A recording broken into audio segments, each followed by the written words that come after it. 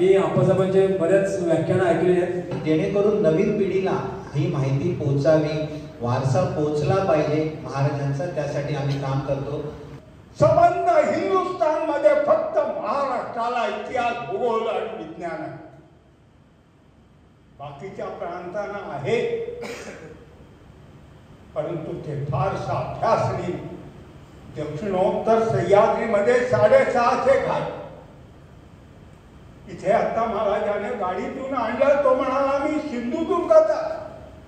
त्यावेळी महाराजांनी स्वतःच तांब्याचं नाणं पाडण्याचं ते ठरवलं.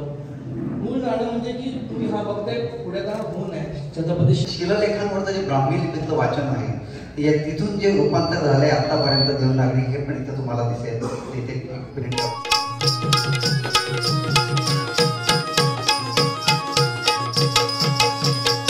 नमस्कार मित्रांनो, आज आहे दिवाळीचा दुसरा दिवस आणि आज मी आलो आहे भावसार हॉलमध्ये, कारण आज आहे शिवकालीन नाण्यांचं प्रदर्शन जे आयोजित केलं आहे आमच्या ऊर्जा छत्रपती युवा प्रतिष्ठानने. तर बघूया आज काय काय बघायला मिळतं आहे.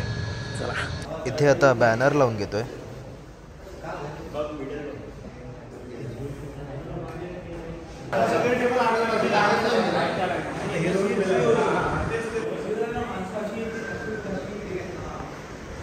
तर आता थोड्याच वेळात चालू होणार आहे नाणी प्रदर्शन. आणि हे बघू,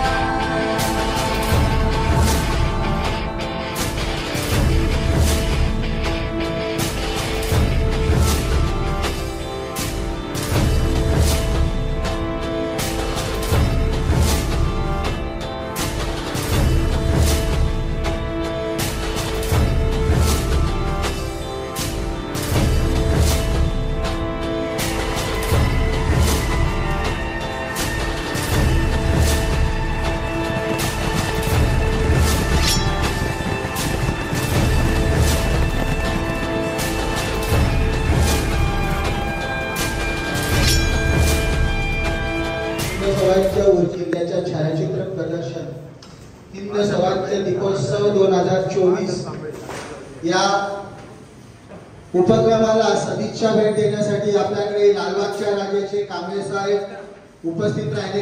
तर सर्वांनी त्यांचं टाळ्या वाजवून त्यांना स्वागत करायचं.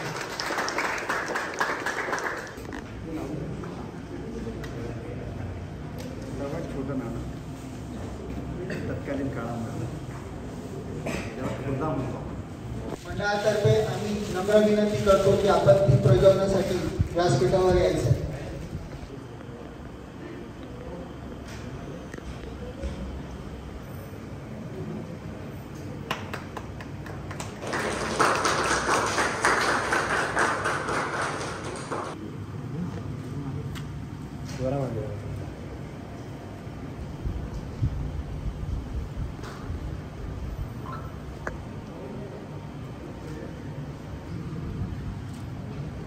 छत्रपती शिवाजी महाराज की जय. प्रजावनाचा कार्यक्रम सुरू आहे.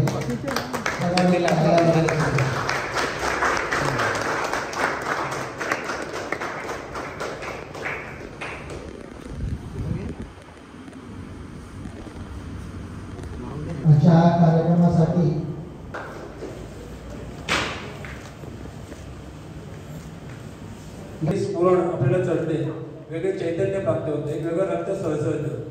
आणि असं जेव्हा मी आप्पासाहेबांचे बऱ्याच व्याख्यानं ऐकली आहेत, त्याच्याबरोबर रायगडावर जाण्याचा योगही आला होता फार वर्षापूर्वी.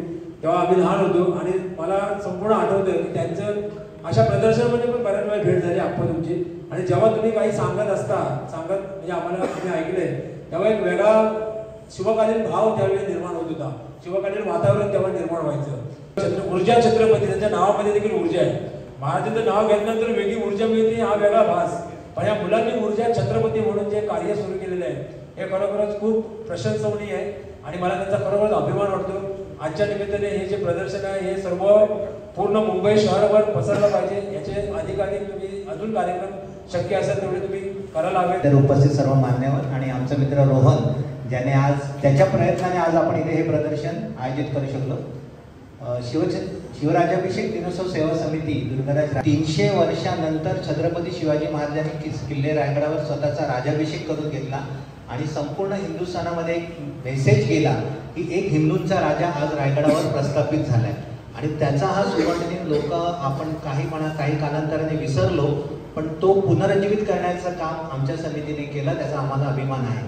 आणि 15, 16, 20 मावळ्यांच्या उपस्थितीत सुरू झालेला सोहळा आज जर तुम्ही बघितला असाल तर त्याला लाखो लोक गडावर येतात. यावर्षी झालेल्या राज्याभिषेकाला महाराष्ट्राचं संपूर्ण मंत्रिमंडळ किल्ले रायगडावर हजर होतं आणि त्यांना ह्या समितीने गडावर यायला भाग पाडला आणि त्यांना जाणीव करून दिली की तुम्ही जे छत्रपती शिवाजी महाराजांच्या नावाने जे काही सरकार चालवत आहे त्याचं मूळ जे आहे ते रायगडावरती आहे आणि तिथून त्याची सुरुवात झालेली आहे. त्याचबरोबर शिवचरित्राचा प्रचार प्रसार करण्यासाठी विविध ठिकाणी अशी प्रदर्शनं आयोजित करतो, ज्यात महाराजांचे उत्कृष्ट किल्ल्यांचे फोटो आहेत, नाणी आहेत, शस्त्र आहेत आणि जेणेकरून नवीन पिढीला ही माहिती पोहोचावी, वारसा पोहोचला पाहिजे महाराजांचा, त्यासाठी आम्ही काम करतो. मला सांगायला खूप वाईट असं वाटतं की आपल्या देव, देश, धर्म याच्यावर विविध प्रकाराने वेगवेगळ्या कारणाने आक्रमण होत आहेत आणि जर आपल्याला आपला देश, देव, देश आणि धर्म जर टिकवायचा असेल तर छत्रपतींशिवाय दुसरा पर्याय आपल्याला नाही. कारण 350 वर्षापूर्वी त्यांनी जे करून ठेवलंय ते आजही आपण जर त्याचा विचार केला तर आपल्या मनामनात एक ऊर्जा जागृत होते आणि त्यामुळे आमच्या समितीतून हे अशा प्रकारची प्रदर्शनं सगळ्या ठिकाणी राबवून महाराजांचं चरित्र प्रसाराचं कार्य करतो. तर असे बरेच उपक्रम आहेत आणि हा उपक्रम करत असताना मागच्या वर्षी रोहन आम्हाला सहभाग झाला रोहनचा आमच्या संस्थेमध्ये आणि फार तरुण मंडळी त्यांच्या बरोबर आहेत. किल्ले रायगडावरती सोहळा साजरा करणं खूप कठीण गोष्ट आहे. तुम्हाला माहित असेल की एखाद्या हॉलमध्ये इथे कार्यक्रम करणं फार सोपं आहे, पण 3500 फुटावरती कार्यक्रम करणं तिथे खूप कठीण गोष्ट आहे. त्यावेळी आम्हाला काही पत्रावळ्या आणि कारण लाखभर माणसांचं जेवण समितीच्या माध्यमातून आम्ही गडावर करतो, तर कमी पडल्या तर रोहन तयारच असं त्याला फोन केला की आम्हाला लागणाऱ्या सगळ्या वस्तू रोहन तिथे कळतात. रोहनसाठी एकदा जरा जोरदार या आयोजनामध्ये त्याचा खूप मोठा हात होता आणि त्याच्यानंतर त्यांनी सांगितलं की सर आम्हाला असं प्रदर्शन करायचं आहे. आम्ही म्हटलं की ठीक आहे, आपण तुमच्या पाठीशी आहोत, पण आमचंही कार्य तेच आहे आणि ह्यातून जो काही निधी समितीला मिळतो तो पुन्हा आम्ही शिवचरित्र कार्यातच वापरतो. असं नाही की बाबा हे आहे तर नंतर बदल्यावर हे तुझे 5 माझे 5 असा काही विषय नाही आहे. तो पैसे समितीला येतात आणि समितीच्या माध्यमातून बऱ्याच उपक्रमासाठी आम्ही वापरतो. जसं सर म्हणाले की हे प्रदर्शन सगळ्या ठिकाणी पोहोचलं पाहिजे, तर सर आम्ही तुम्हाला सांगू शकतो कांबळे साहेब की जर तुम्ही आम्हाला आवाज द्या, समिती पूर्ण ताकदीनिशी पूर्ण प्रदर्शनासाठी आपण जिकडे जिकडे लागेल त्या ठिकाणी मुंबईमध्ये हे प्रदर्शन करू आणि नवीन मावळ्यांची पिढी घडवण्यासाठी आपण सर्वच एकाच मताचे आहोत असं मला वाटतं आणि त्याच्यासाठी समितीचं सुद्धा सहकार्य तुम्हाला लागेल. मी जास्त काय थोडा वेळ बोलतो, आपणचं आपल्याला थोडंसं ऐकायचं आहे. पुन्हा एकदा ऊर्जा प्रतिष्ठानला मी धन्यवाद देतो की त्यांनी अशा प्रकारचा एक कार्यक्रम या ठिकाणी घेतला. सर्वश्रेष्ठ सह्याद्रीचं दैवत भगवान शिव, महाराष्ट्राची कुलदैवत श्री आई भवानी आणि महाराष्ट्राचं आद्य दैवत छत्रपती शिवराय यांना प्रथम वंदन करतो. माझी जात जी आहे ती गडदुर्गांच्या धार करायची वयाच्या 10व्या वर्षापासून गेले 75 वर्ष सह्याद्रीमध्ये टाहो फोडला. आता म्हातारा झालो नाहीये, पण कळत नकळत वार्धक्य आलंय.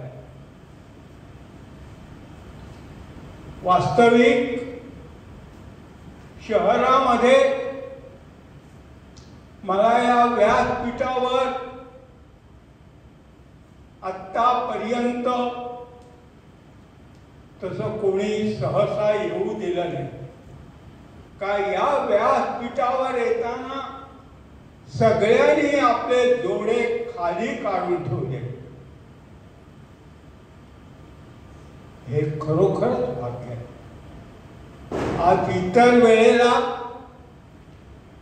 पायात जोडे घालून व्यासपीठावर असतात, पण मला अभिमान वाटतोय तुम्ही मूठभर लोक आहात. पण अशा मूठभर मावळ्यांनीच छत्रपतींच्या आश्रयाखाली हे समोर जे गडदुर्ग दिसत आहेत हे लढवले. आज या भागामध्ये गडदुर्गांचं प्रदर्शन झालंय. तद्वत ज्या वेळेला गणेशोत्सव असतो त्यावेळेला ते उपेक्षित गडदुर्गांवर दऱ्याखोऱ्यातनं जंगलामधनं ज्या गणपतीच्या मूर्ती आहेत त्यांचे फोटो आणून जर तुम्ही असं प्रदर्शन मांडलं तर लालबागच काय, मुंबई तिथे विद्यार्थी त्या मूर्तींचा अभ्यास करतील आणि याची आवश्यकता आहे. नुसता जय जयकार नको. माझं दुर्भाग्य आहे, मी वयाच्या 10व्या वर्षीपासून महाराष्ट्रात असलेले 3000 किल्ले पाहू शकलो नाही. कारण जीवनाची दुसरी बाजू ही खूप अंधारलेली आहे. माझ्या उजव्या हाताला माझा सुपुत्र जो उभा आहे त्याने मला नावारूपाला आणले आणि पायतळीच्या दगडापासून ते आकाशातल्या ग्रहतारांपर्यंत नाणं हे बोलकं असतं. ते इतिहास सांगतं, ते राजाची महती सांगते, ते राजाच्या मर्यादा सांगते. असं प्रदर्शन शस्त्र जी फक्त महाराष्ट्रामध्ये क्षत्रियांनी धारण केलेली आहे. अशी 96 कुळं बृहदीश्वर मंदिर तंजावरला तिथे यादी आहे, पण कोणी त्याचा अभ्यास करत नाही. त्या शस्त्रांच्या बाबतीत जर कोणी अभ्यास केला तर छत्रपती शिवाजी महाराजांनी जवळजवळ 500 लढाया जे लढले त्याचा इतिहास उजाडात येतो. पण मला नाही फारसं काही जमलं. पण आज लालबागच्या राजाच्या हद्दीत मी आलोय आणि तिथे मी टाहो फोडतोय. जसं नाणं बोलतो तद्वत शस्त्र बोलतो. पायतळी जे दगड पडलेले असतात तेही बोलतील, पण तुमचा जिओलॉजिकल अभ्यास पाहिजे. तर तुम्ही नुसतं हे मनोरंजक नाहीये. हे जसं प्रदर्शन बोलका आहे तसं यापुढे लालबागमध्ये दगडांचं प्रदर्शन आकाशातनं जी उल्का पडते. संबंध हिंदुस्थानमध्ये फक्त महाराष्ट्राला इतिहास, भूगोल आणि विज्ञान आहे. बाकीच्या प्रांतांना आहे, परंतु ते फारसा अभ्यास नाही. दक्षिणोत्तर सह्याद्रीमध्ये 650 घाट. इथे आता महाराजाने गाडीतून आणलं, तो म्हणाला मी सिंधुदुर्गाचा. महाराजांनी सिंधुदुर्ग बांधताना म्हटलं 84 बंदरी यायचा जागा नाही. परंतु आजही कुणी महाराष्ट्राच्या सुपुत्राने ती 84 बंदरं शोधली नाही. पुढे ते म्हणाले 18 टोपीकरांच्या उरावर शिवलंका अजिंक्य जागा निर्माण केला.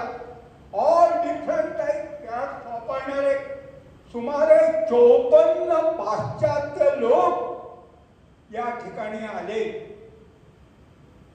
त्यांनी जी आयात निर्यात केली, तो व्यापार केला, त्यावेळेचं चलन, त्यावेळेच्या वस्तू, त्यावेळेची वाहतूक, त्यावेळेची कस्टम ड्युटी, त्यावेळेच्या बाजारपेठा आणि त्या बाजारपेठामध्ये लोक, अरे कुणीतरी हे करा.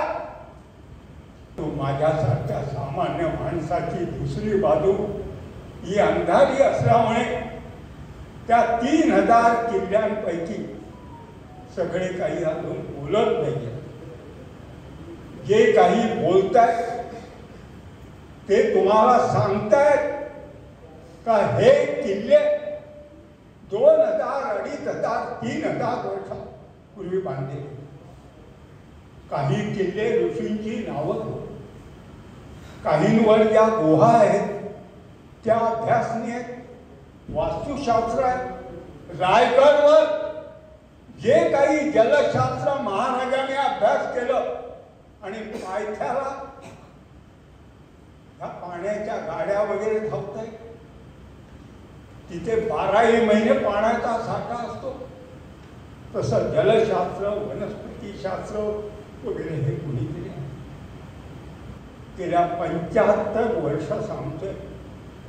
आणि एकमेव माझा हा सुपुत्र इथे आहे का ज्याने ते शब्दबद्ध करून वयाच्या 10व्या वर्षी मी व्रत घेतलं होतं का ज्यांनी रक्तात थारोळ करून इतिहास घडवला, त्यांचा इतिहास सांगायला, दाखवायला, बोलायला, लिहायला पैसा घ्यायचा नाही. कारण शिवाजी महाराजांच्या भावळ्यांचं जे रक्त सांडलं त्यांचेच वंशज आज लालबागमध्ये काय, अख्ख्या मुंबईमध्ये काय, अख्ख्या महाराष्ट्रामध्ये आहे. पण कुणीही अभ्यास करत नाहीये, फार बोलत नाहीये. आता थांबतो. जाता जाता विचार लो कि मर्त हो, विचार लो कि मर्त हो, न मृत्यू से डरो कभी. अरे मरो परंतु जो मरो, जो याद जो करे सभी. हुई न यो सु मृत्यु जो, वृथा मरे वृथा जिए, मरा नहीं वही कि जो जिया ना पकेली. उसी उदार की कथा, उसी उदार की कथा सरस्वती बखानती. उसी उदार से धरा कृतार्थ सार्थ बोलती. जय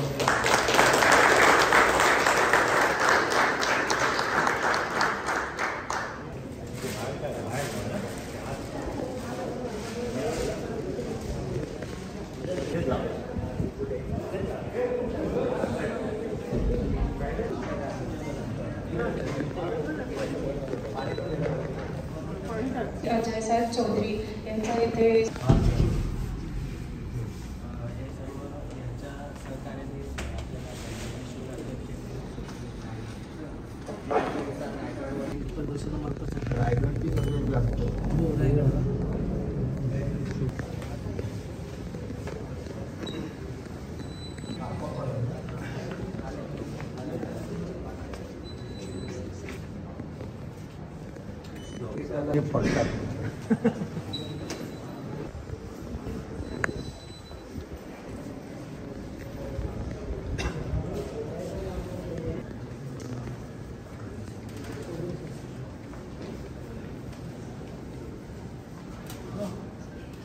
ओळखलं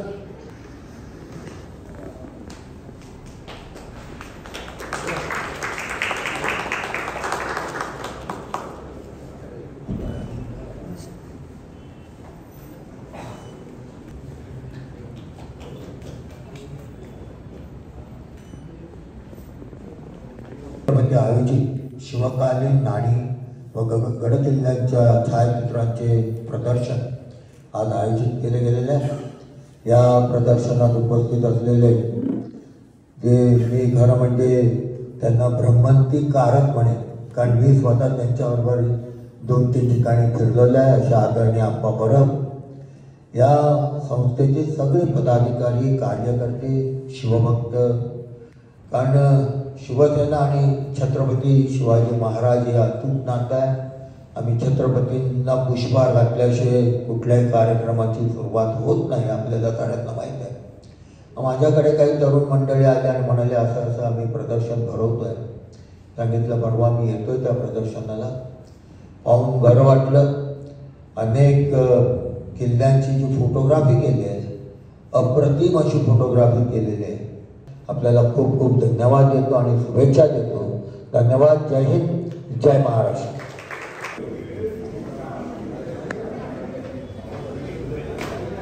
त्याच्या वेळेला आपण राजा झालोय, आपलं राज्य पुढे वाढवायचंय, त्या प्रसंगी महाराजांना असं वाटतं की आपलं नाणं असावं.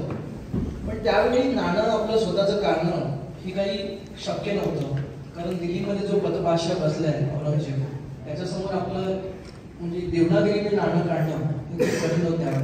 तर त्यावेळी महाराजांनी स्वतःचं तांब्याचं नाणं पाडण्याचं ट्रेंड ठरवलं. मूळ नाणं म्हणजे की तुम्ही हा बघताय पुढे हा होऊन आहे छत्रपती शिवाजी, हा 2.76 ग्रामचा ज्यावेळी राज्याभिषेक होता त्यावेळेला त्यांनी पाडण्याचं ठरवलं. त्या नाण्याच्या पुढील बाजूस लिहिलं आहे श्री राजा शिव आणि छत्रपती. देवनागरीमध्ये काढणारं हे नाणं पहिलं नाणं की त्यावेळेला जो राज्याभिषेक होता हेनरी ऑक्सिंग्टन जो आला होता, त्यावेळी त्यांनी काही कलमं आणली होती की त्याच्यामध्ये असं म्हटलं होतं की तुमचं नाणं म्हणजे ह्या आपल्या तुमच्या मुलगात चालणार नाही. तर महाराजांनी ते धुडकाळलं होतं.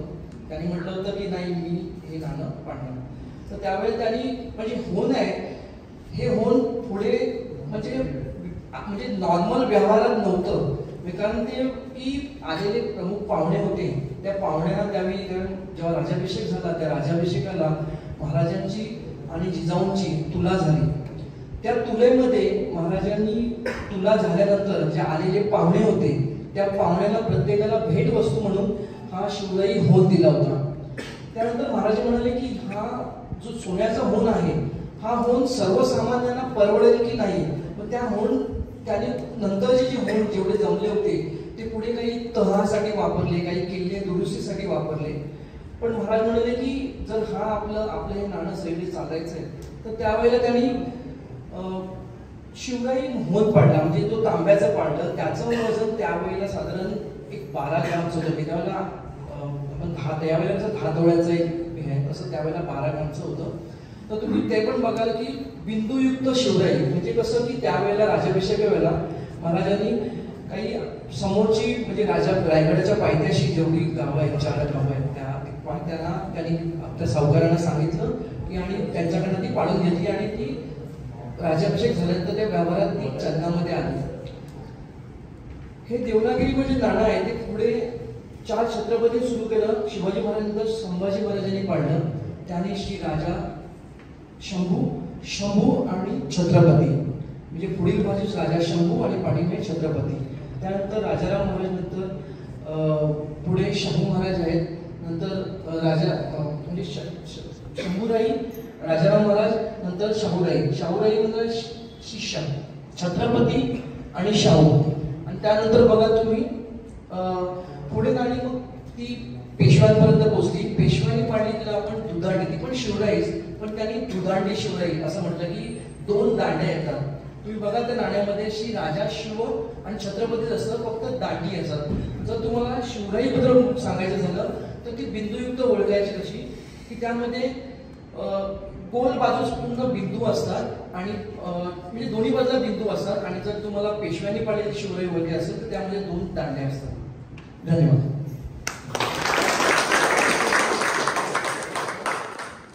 चांदीमध्ये असतील त्याबद्दल थोडक्यात माहिती तुम्हाला विजय विकरणकर सर देतील. आपल्या सर्वांना माहिती आहे की मोहनजोदडो आणि हडप्पा इथून आपली संस्कृती सुरू झाली. पण त्यानंतर पुढचा शोध घेतात हा शोध कसा लागला याच्या मागे काही कारण आहेत की ही नाणी ही बोलली, नाणी बोलतात, त्याचा आपल्याला एक प्रत्यक्षात होता आपण बघूया. तर ह्या नाण्यांचा शोध घेत, कार्बन डेटिंग करत सगळं हे घेत गेले. त्यावेळी सगळ्यात पहिलं जी नाणी आपल्याला सापडलं त्याच्यावरून आपण इतिहासाचं आकलन केलं. तर 16 महाजनपदं ही 2600 वर्षापूर्वी अस्तित्वात होती. 16 म्हणजे भारत हा 16 भागात विभागला गेला होता. त्यातलं सर्वात जे प्राचीन नाणं सापडलं आहे त्या याच्यामधलं हे गांधार जनपद तुम्हाला सर्वांना इकडे बघायला मिळेल. त्याप्रमाणे आपल्या याच्यामध्ये गांधार जनपदाचे एक मोठं म्हणजे ज्याला भेंडबार आणि छोटं ते शानात हे पण नाणं आपल्याकडे आहे. तसंच तत्कालीन काळामध्ये शाक्य जनपद जे महाजनपद होतं हे तर भगवान गौतम बुद्धांचे वडील राजा शुद्धोधन हे राज्य करत होते. तर आज सुदैवाने आपल्या सगळ्यांच्या याच्यासाठी आज ते पण नाणं आपल्याकडे इथं सगळ्यांना बघण्यासाठी आहे. तसंच कौशल वगैरे हे सगळी जी 16 महाजनपद त्यातली बरीच नाणी आपल्याला बघायला मिळते. तसं यामध्ये काय काय जनरली बघायला मिळते आपण की पृथ्वीराज चव्हाण आज जे आपण काय शूर हे वीर म्हणतो आपण जे होऊन गेले त्यांचं नाणं आपल्याला बघायला मिळणार आहे. आणि जशा राजवटी बदलत गेल्या मग आपण थोडं महाराष्ट्राकडे आल्यानंतर सातवाहनांचं राज्य होतं महाराष्ट्रावर. मग ते कसं आपल्याला मिळतं नाणेघाटमध्ये शिलालेख बघा किंवा आपल्या घाटमाथ्यावर ज्या सगळ्या लेण्यांचे शिलालेख बघा. शिलालेख आणि नाणी हेच बोलतात. तर शिलालेखांवरचं जे ब्राह्मी लिपीतलं वाचन आहे तिथून जे रूपांतर झालंय आतापर्यंत देवनागरी हे पण इथं तुम्हाला दिसेल. तिथे प्रिंट काढून ठेवली आहे. तसंच हे नाण्यांचं वाचन कसं असतं ते इथं तुम्हाला ठेवलेलं आहे. ब्राह्मी लिपीतली ही नाणी कशी आहे आणि अक्षरशः 1920 सालापर्यंत ही नाणी आपण ओळखूच शकत नव्हतो. ही ब्रिटिश अधिकारी ब्रिटिशांनी आपल्याला खूप काही चांगलं अत्याधुनिक तिकडे हे केलंय. तसा जेम्स प्रिन्सेप यांनी ह्या नाण्यांचा शोध लावला, यांनी आपल्या लिपीचा शोध लावला आणि त्यामुळे आपल्या इतिहासाचं आकलन होत गेलं तत्कालीन काळात. तसंच त्या काळामध्ये कसं होतं एक राजा आहे समजा एक राजा आहे एक्स राजा आहे आणि तो राजा हारला. त्या राजा दुसऱ्या राजाने झेड राजाने त्याला हरवलं. हरवल्यानंतर काय झालं पण त्यावेळी तिथं असं होतं की लोकांचा असंतोष होऊ नये निर्माण होऊ नये म्हणून मग त्यावेळी त्या गावातल्या लोकांना नवीन राजे त्याच्या अधिकारी पाठवून त्याची नाणी मागवत. त्यावेळी अशी नाणी ठोकून पाडायची होती सगळी. तर त्याच्या नाण्यांवरती आपलं नाणं परत त्यावर आपला जो छाप आहे तो परत त्या राजावर मागायचा. आता तुम्हाला याच्यामध्ये मंगोल राजा मंगोल भागातलाच हा होता चंगेज खान.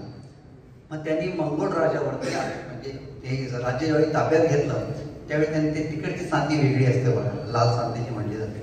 तर त्या मंगोल राजावरती त्याचा छापवर आपला स्वतःचा छाप म्हणजे ही नाणी कशी बोलतात की मग याच्यानंतर म्हणजे याचा अर्थ त्या राजाचं नाणं तत्कालीन काळानंतर बंद झालं आणि नवीन राजाचं नाणं त्यावर घेतलं. नंतर मग स्वतः चंगेज खानची स्वतःची नाणी आली. एक उदाहरणादाखल आहे. इथं तुम्हाला एक वेगळ्या प्रकारचं नाणी अजून बघायला मिळतील. तुम्हाला आदिलशाही लारी म्हणून आहे. मग पूर्वी आदिलशाह म्हणजे आपला जो विजापूरचा राजा होता तर त्याच्या तुम्हाला इथं जी बेल्टला लावायची नाणी ती सुद्धा तुम्हाला बघायला मिळतील. खूप छान म्हणजे नाणी ही बोलतात हे आहे. तर ते त्याप्रमाणे ही नाण्यांचे संक्रमण हे पुढे तुम्हाला सगळं बघायला मिळते. कोणाला काही अडलं तर ते विचारू शकतो. धन्यवाद.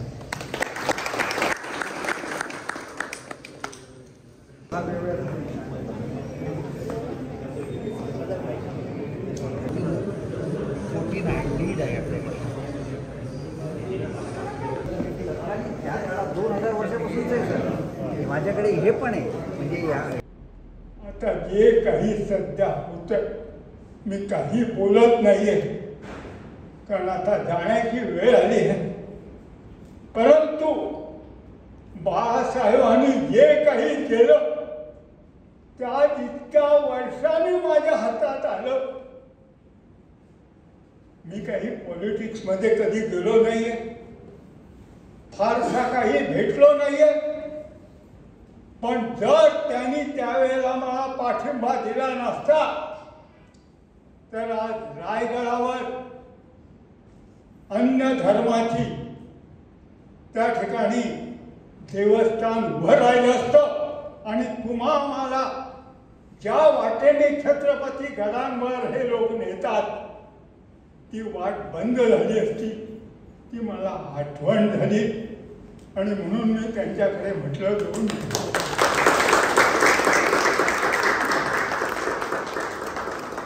तर हा ब्लॉग इथेच संपतोय. ब्लॉग आवडला असेल तर लाईक करा, शेअर करा आणि चॅनलला सबस्क्राईब केलं नसेल तर सबस्क्राईब नक्की करा. चला.